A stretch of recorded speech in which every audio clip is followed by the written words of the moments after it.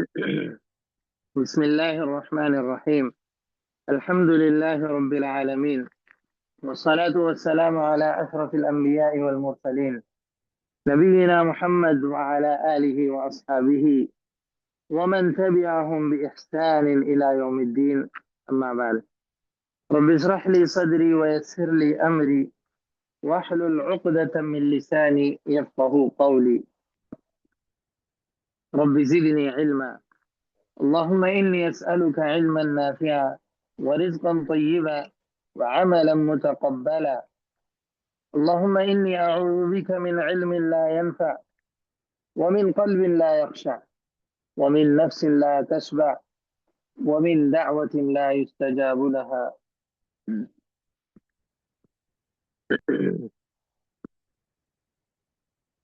وعن جبير بن مطعم رضي الله عنه قال: قال رسول الله صلى الله عليه وسلم: لا يدخل الجنة قاطع، يعني قاطع رحم. متفق علیہ۔ حضرت جبیر بن مطعم رضی اللہ عنہ سے روایت ہے کہ رسول اللہ صلی اللہ علیہ وسلم نے فرمایا: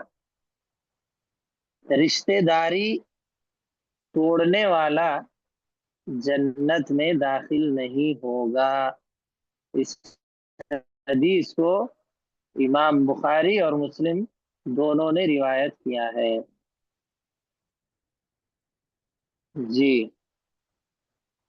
جیسا کہ ہم لوگ پڑھ چکے ہیں، اس حدیث کے الفاظ معانی وغیرہ سارے ہم نے لکھ لیے تھے تفصیل کے ساتھ، اور ترجمہ جیسا کہ آپ لوگوں نے یہاں پر دیکھ لیا کہ اللہ کے نبی نے کہا کہ رشتہ داری توڑنے والا جنت میں داخل نہیں ہوگا۔ تو سب سے پہلی چیز، صحابی ہیں جبیر بن مطعم، ان کے بارے میں لکھیے۔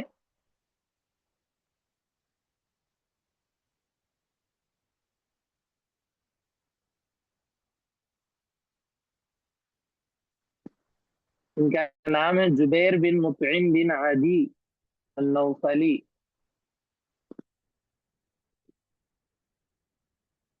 جبیر بن مطعم بن عدی، عین دال یا عدی، ان کی نسبت نوفل کی طرف تھی، یعنی نوفلی، نوفلی۔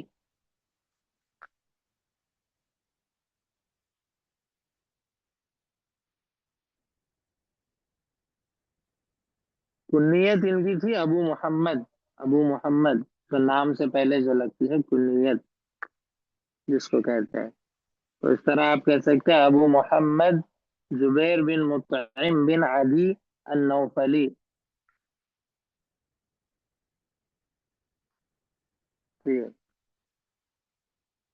توفی فی المدینہ، یعنی مدینہ میں آپ کا انتقال ہوا، جبیر بن مطعم رضی اللہ عنہ کا مدینہ میں انتقال ہوا۔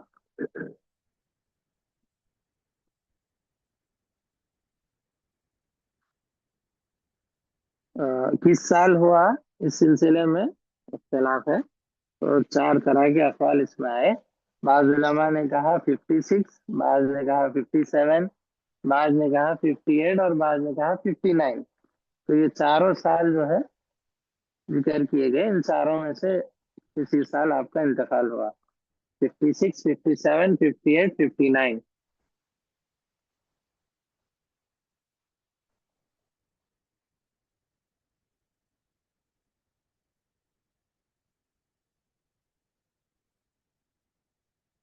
وہ حدیث کی جتنی بھی مشہور کتابیں ہیں، بڑی بڑی کتابیں، تقریباً تمام احادیث کی کتابوں میں آپ کی روایت ملتی ہیں، اور آپ نے پیارے نبی صلی اللہ علیہ وسلم کے علاوہ عبد الرحمن بن عوف، عبد الرحمن بن عوف جو عشرہ مبشرہ میں سے ہے صحابی، ان سے بھی آپ نے حدیثیں روایت کی ہیں، عبد الرحمن بن عوف سے۔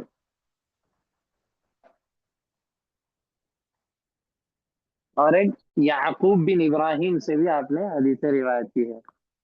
جی، پیارے نبی صلی اللہ علیہ وسلم کے علاوہ عبد الرحمن بن عوف، اور याकूब बिन इब्राहिम, इन दोनों से भी आपने हदीसें रिवायत की है।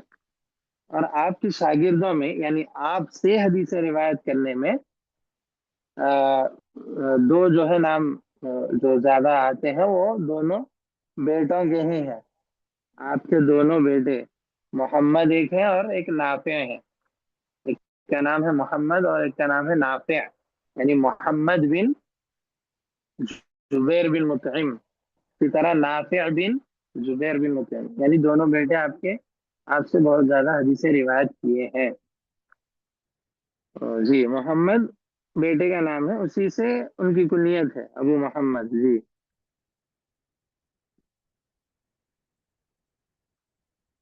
तो ये मुख्तसर सी यानी जुबैर बिन मुतइम रजी अल्लाह अन्हु के बारे में मालूमात थी।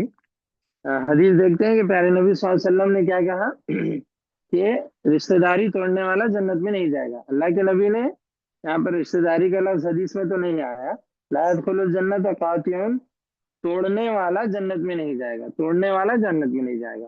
कातिउन, तो तोड़ने वाला, क्या तोड़ने वाला?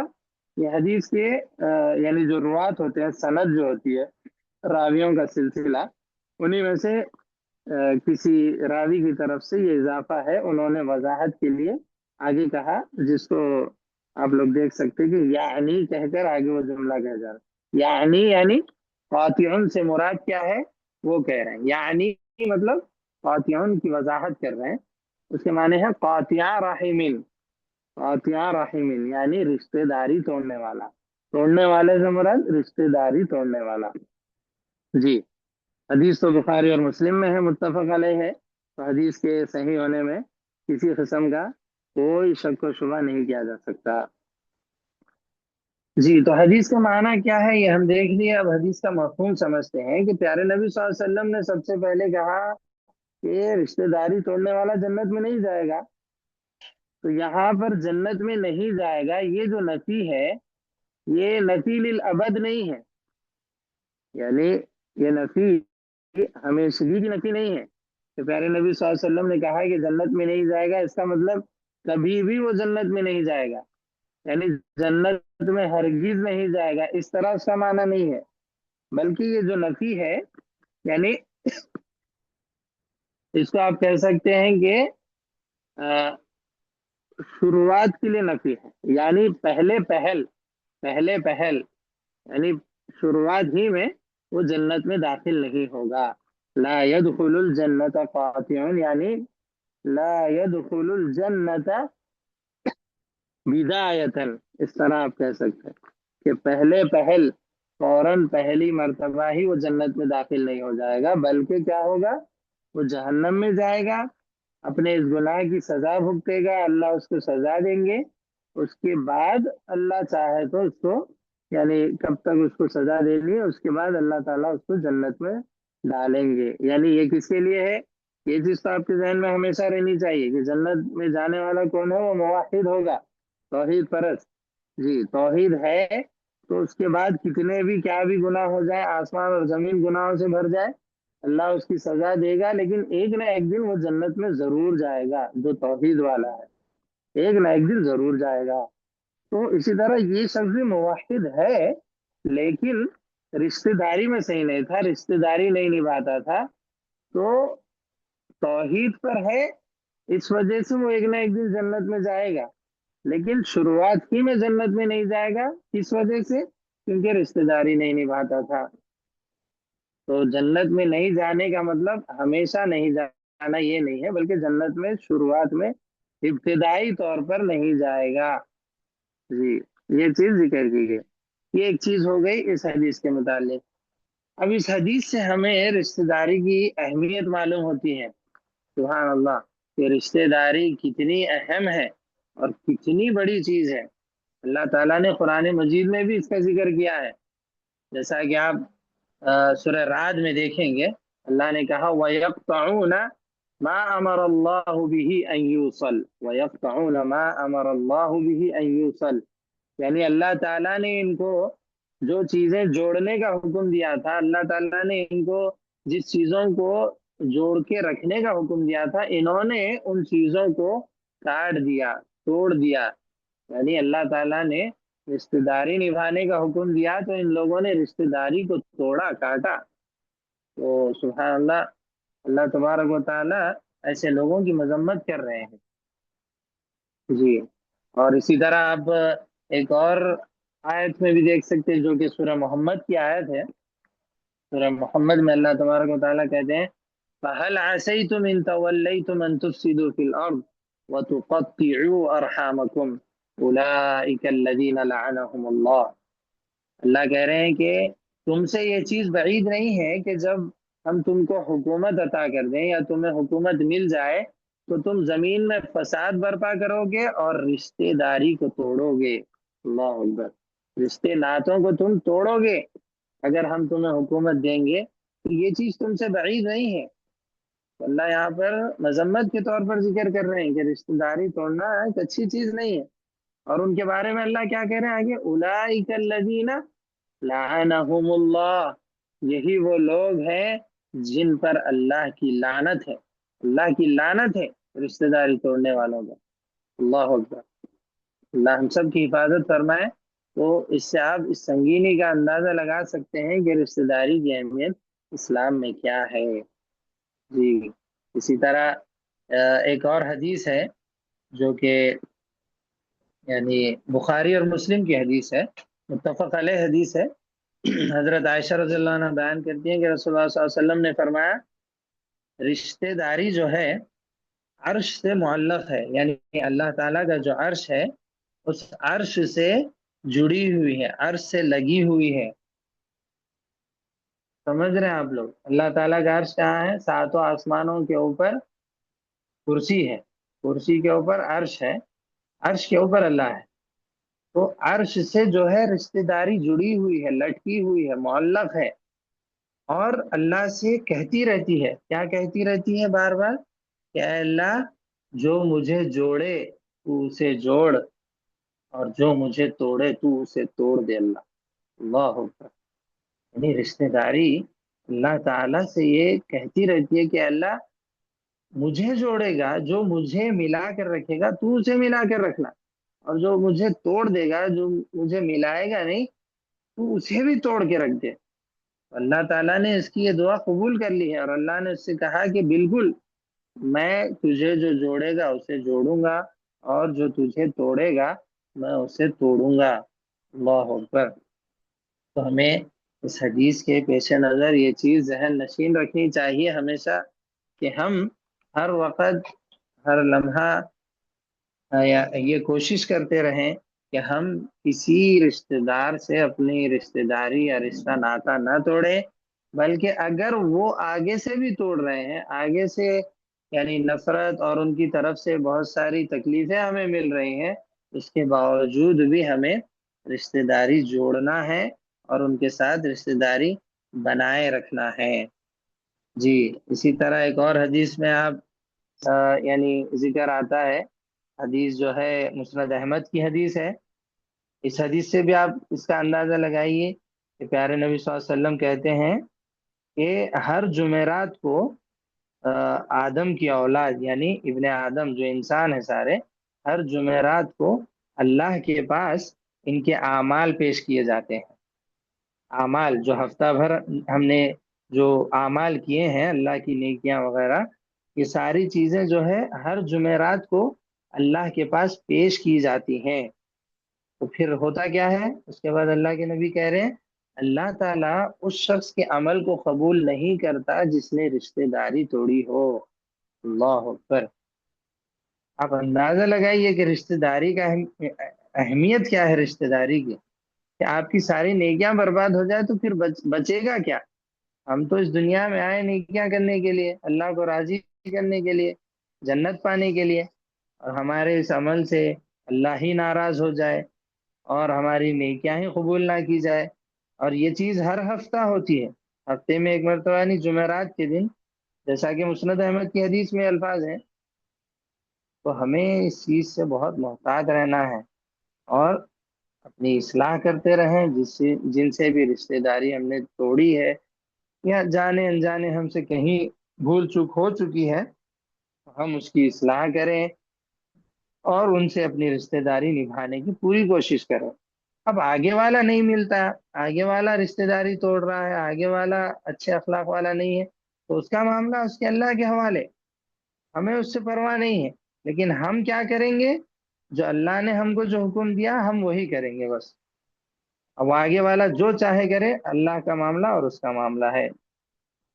جی، ایک اور حدیث میں آتا ہے، یہ تو یعنی اسی طرح کی حدیث ہے سمجھے، جیسا کہ یہاں پر اللہ کے نبی نے کہا کہ رشتہ داری توڑنے والا جنت میں نہیں جائے گا، ویسے ہی ایک اور حدیث ہے جو ابن حبان کی حدیث ہے، صحیح ابن حبان حدیث کی کتاب ہے، اس میں یہ حدیث آتی ہے کہ پیارے نبی صلی اللہ علیہ وسلم نے فرمایا کہ تین آدمی جو ہے وہ جنت میں نہیں جائیں گے، تین قسم کے لوگ جنت میں نہیں جائیں گے۔ تو اس میں سے ایک چیز کا ذکر کیا کیا پیارے نبی نے؟ رشتہ داری کو توڑنے والا، رشتہ داری توڑنے والا جنت میں نہیں جائے گا۔ جی، تو اس طرح سے صاف اور واضح بات یہی ہے کہ رشتہ داری توڑنا بہت بڑا گناہ ہے، بلکہ کبیرہ گناہ ہے، کبیرہ گناہوں میں سے ہے، اور ایسا شخص اللہ کا نافرمان ہے، اور اللہ کی طرف سے اس پر لعنت کی گئی ہے، اور پیارے نبی صلی اللہ علیہ وسلم کی طرف سے اس کے بارے میں سخت وعیدیں سنائی گئی ہے کہ اس کے اعمال قبول نہیں ہوں گے، حتیٰ کہ جب اعمال قبول نہیں ہوں گے تو وہ جنت میں کیسے جائے گا؟ وہ جنت میں بھی نہیں جائے گا۔ تو یہ حدیث، ان حدیثوں کو آپ اچھی طرح یعنی ذہن نشین کریں اور اس کی اہمیت کو سمجھیں کہ کس قدر اسلام میں رشتہ داری کی اہمیت بتلائی گئی ہے۔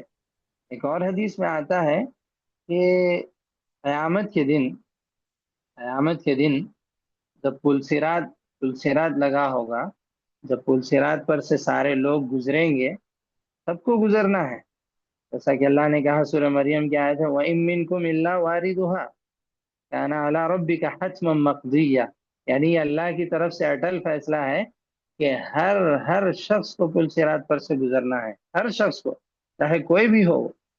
اب یہ بات اور ہے کہ کوئی نیک ہوگا تو وہ بہت تیزی سے بجلی کی رفتار سے یا اس طرح گھوڑے کی رفتار سے اس طرح گزر جائے گا، اور اسی طرح جس کی نیکیاں اسی طرح کم کم ہوتی جائیں گی، اس کی رفتار بھی اسی طرح آہستہ آہستہ ہوتی جائے گی، حتیٰ کہ ایسے بھی لوگ ہوں گے جو کٹتے پھٹتے گرتے اٹھتے، بہرحال کیسے ہی مشکلوں کے ساتھ پل صراط آسانی سے پار کر لیں گے، اور مشکلوں کے ساتھ بھی پار کرنے والے ہوں گے۔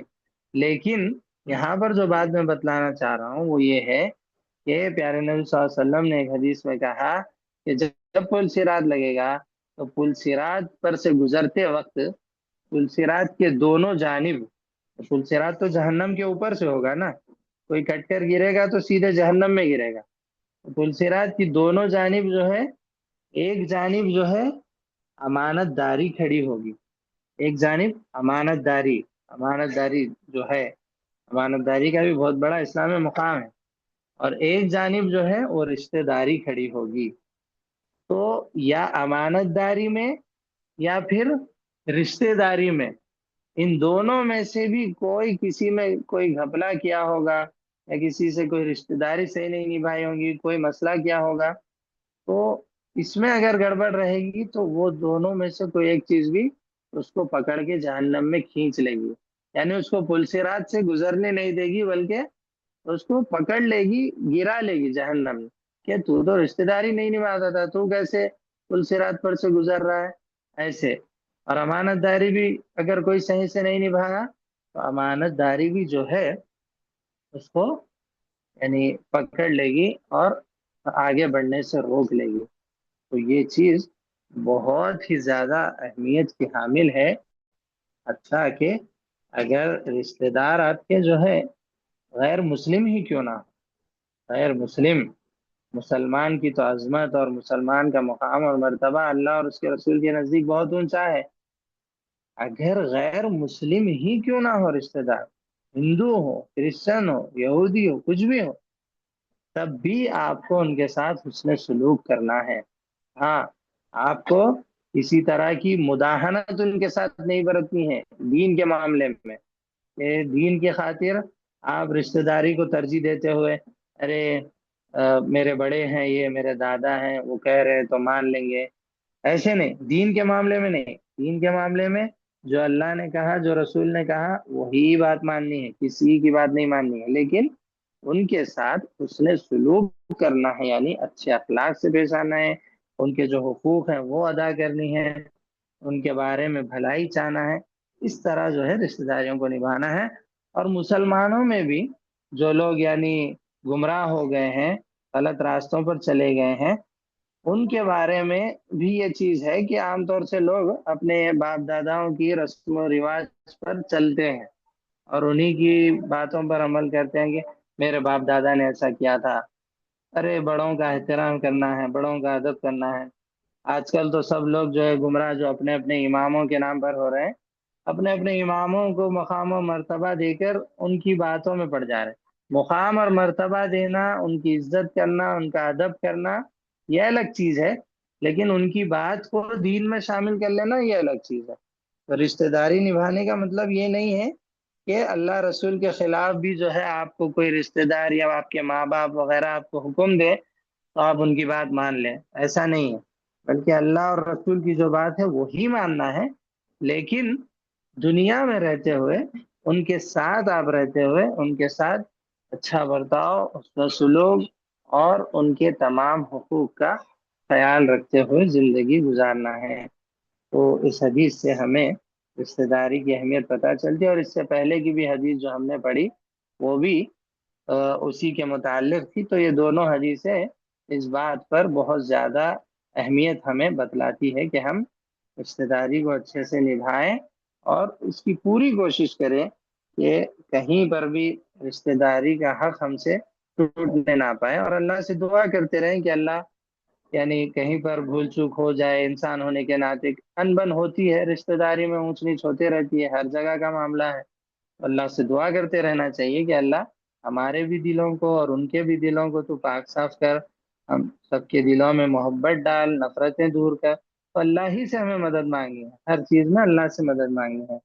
جی، تو اس طرح اس حدیث کا معنی اور مفہوم اور مختصر سی تشریح یہ آپ کے سامنے تھی، تو اس کو آپ اچھے سے نوٹ کر لیجئے اور الفاظ، معانی اور ساری چیزیں اس کی یاد کر لیجئے۔ اللہ سے دعا ہے کہ اللہ ہم سب کو کہی ہوئی باتوں پر، ان حدیثوں پر مکمل عمل کرنے کی توفیق عطا فرما، اور ہم سے کہیں بھول چوک ہو جائے تو انسان ہونے کے ناطے اللہ ہم سے درگزر فرما اور ہماری مغفرت فرما۔ آمین، وآخر دعوانا ان الحمد للہ رب العالمین۔